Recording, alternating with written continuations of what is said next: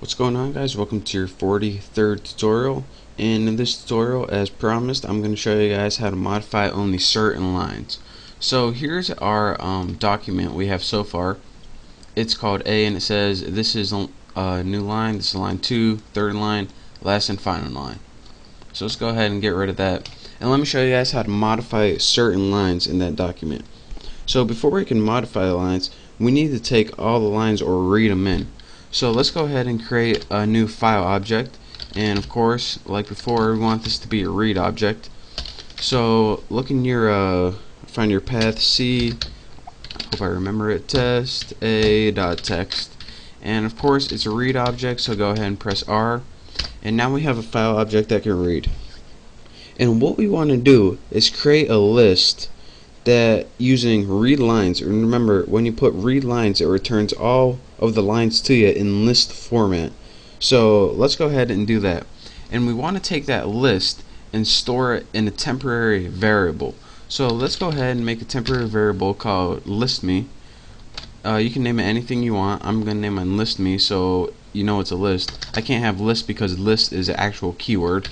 So let's go ahead and push listMe and set it equal to FOB, which is a file object, dot read lines, and don't forget it needs to be plural, and that's it. Just put listMe equal to FOB read lines.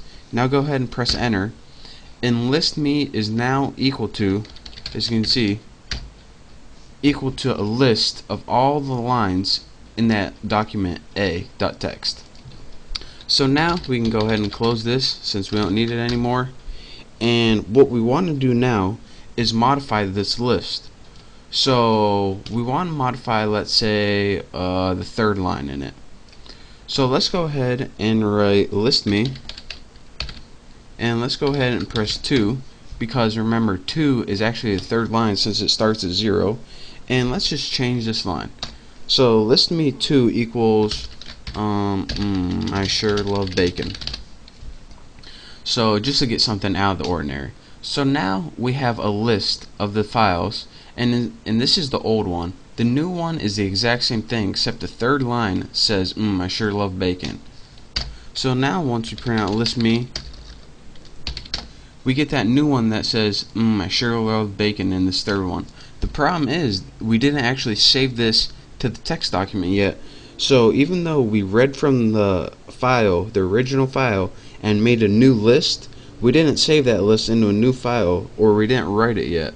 So let's go ahead and write that, and I'll show you guys what I mean right here. Computer C A right there. As you can see, this is our document. We didn't change it yet. So even though we changed it using our program, we didn't change the actual file yet. It still says this is third line, and we don't want that. So let me go ahead, and we need to make a new file object, and we'll make this one an open object, and a write object. So let's go ahead, and as our first parameter, you guys should get good at this, test.a.text, and make this a write, since we want to write, obviously. So the next thing I want to do is use a little function called write lines, and what write lines is going to do is allow you to do just that. So let's go ahead and file object and put write lines, and as your parameter, not write line. Actually, that brings me to a point. There is no write line function, because if there was a write line function, it would just be write, since that's what you're doing, writing a line. There's only a write lines function in order to write new lines. So what do we want to do? Add as a parameter to write multiple lines. Well, all we have to do is put the name of our variable listMe, since we already have a list of brand new lines. So let's go ahead and press enter, and what it does is once we close this, that right here, it took this parameter, which was a list of new lines, and it wrote new lines to whatever our object was, which was this text file right here, and then we just closed.